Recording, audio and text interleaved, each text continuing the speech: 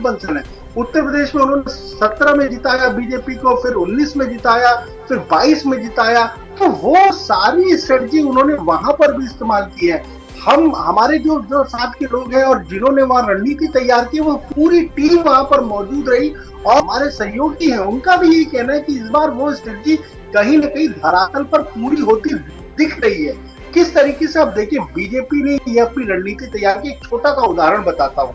पहली बार आपने ये जरूर, आपको पता है, लोगों को पता है कि बीजेपी मारक होते हैं जो चुनाव के समय जाते हैं, पर पहली बार बीजेपी ने वहां पर, हम अगर और बस कुछ ही देर में पहला रुझान सामने वाला है। 8 बजे से यहाँ पर काउंटिंग शुरू होनी है और कुछ ही मिनटों का वक्त बाकी है जब पहला रुझान सामने आ जाएगा। और न्यूज लीडर पर सबसे पहले सबसे तेज ये रुझान हम आपको इन ग्राफिक्स के जरिए दिखाएंगे कि कौन से राज्य में कौन सी पार्टी आगे चल रही है, कौन सी सीट पर, और जो मुख्य चेहरे हैं अलग अलग पार्टियों के, उनमें किस तरीके से वोटों की एक तरीके से कह सकते हैं कि रेस में कौन आगे है, ये भी तस्वीर आप तक हम पहुंचाएंगे। 5 राज्यों के चुनाव के नतीजे आज आने वाले हैं और कुछ ही देर में पहला रुझान यहां पर सामने आ जाएगा। असम, तमिलनाडु, केरलम, पुडुचेरी और पश्चिम बंगाल, ये 5 राज्य हैं जिसके नतीजे, जिनके वोटों की गिनती शुरू हो चुकी है। इस वक्त की बड़ी खबर, वोटों की गिनती शुरू हो चुकी है। बड़ी खबर इस वक्त 5 राज्यों के चुनावी नतीजे आज सामने आ जाएंगे और 8 बजे का समय था जब काउंटिंग शुरू होनी थी और वोटों की गिनती शुरू हो चुकी है और कुछ ही देर में रुझान आने भी शुरू हो जाएंगे और बैलेट बॉक्सेस यहां पर पहले खोले जाएंगे और उसके बाद ईवीएम से यहां पर वोटों की गिनती शुरू की जाएगी। फिलहाल शुरुआत हो चुकी है और कुछ ही देर में रुझान आने भी शुरू हो जाएंगे। अलग अलग राज्यों में कौन सी पार्टी आगे चल रही है, ये तस्वीर भी अब से कुछ ही देर में साफ होती नजर आ जाएगी। पश्चिम बंगाल, तमिलनाडु, केरल, पुडुचेरी और असम, ये 5 राज्य हैं जिनके नतीजे आज आने हैं।